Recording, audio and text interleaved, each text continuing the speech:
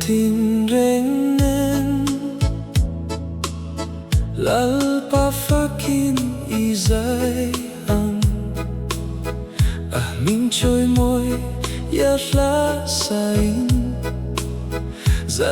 lamin min tlan Halleluiah, Chatuan min hnena, hnena reng tiam, Krista thisena silfai amen.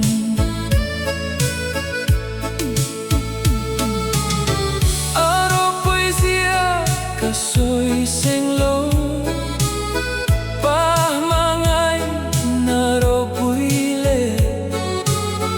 Fapa Isua inpekna, Thlarau thianghlim awmpuina,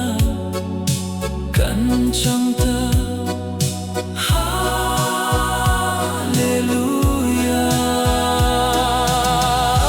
Min tlan Halleluiah, Chatuan min hnena, hnena reng tiam, Krista thisena silfai amen.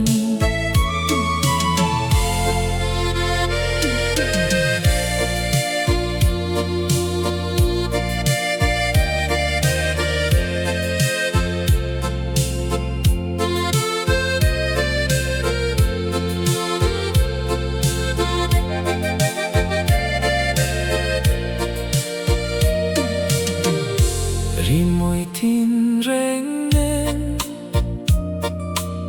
Lalpa fakin hming sain,